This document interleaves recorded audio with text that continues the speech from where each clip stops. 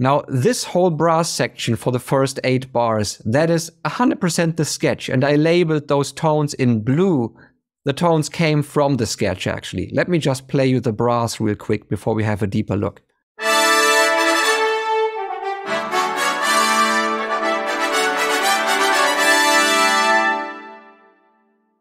The horns, they have the function of creating a little bit of movement with a line. So they just play the tones from the sketch organized in a line. Now, what happens in the trumpets and trombones? If you are an arranger, then you see instantly this is a technique that is used in big band writing, because we have the trumpets play exactly what the trombones do, but in an octave position. So here we have the trumpets.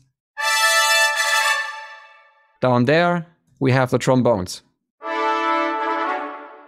That is happening in big band writing all the time, just to have this very fat and strong sound, but it's essentially the same part doubled in an octave position.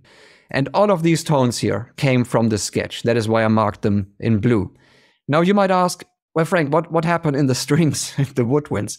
Well, first of all, the strings and the woodwinds, they do the same thing. The woodwinds are there for coloration of the strings. So for that reason, let me focus on the strings, since they dominate the sound. And in here, the first thing that you probably recognize is, well, why did Mark use a 7 tuplet here and 5 tuplets? This is a fantastic technique if you want to blur the rhythm a little bit. And this actually is a pretty cool technique if you want to smear this one line over another function, in this case harmony coming from the brass. So let me quickly play you the strings as well, and you will realize that the strings just create energy up to this point right here, to this high note.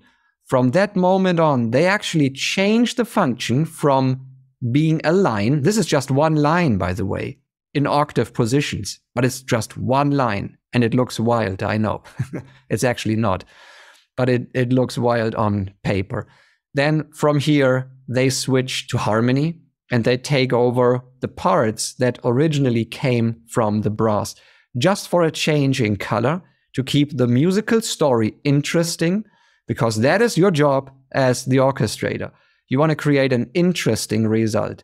Don't be boring, because nobody wants to listen to a boring story.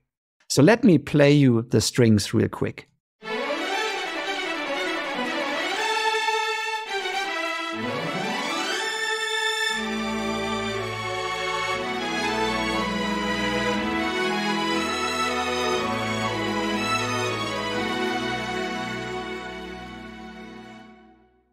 Now, if you want to really go deeper into orchestration, we actually have a full Orchestration Concepts course where we talk about the functions and the hierarchy of stuff and how to double and why to double, how to use all of these various instruments to create interesting results by following concepts, not by following, a million of examples like, well, this is what Stravinsky did, this is what, Beethoven did back then.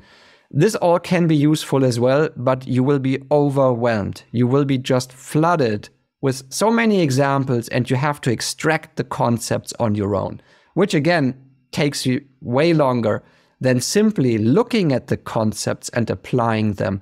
In this case here, stuff, for example, like divisi. How to use divisi and why. This is for transparency. Yes, it cuts down the power a little bit, but more importantly, it is more transparent in that sound. To me, this is a brilliant choice overall because it sounds great in the context. Also, stuff like this, that's a compositional thing again. If you look at what was happening in the sketch, the upper line, F sharp going up to the B, F sharp to the B. That is why I've marked them in blue. In between, just connecting tones. But still, starting with the sketch and then connecting the dots, which is a technique, right? Harmony is taken care of down there. That is harmony. This thing right here, that is what grabs your attention, and I can show you this.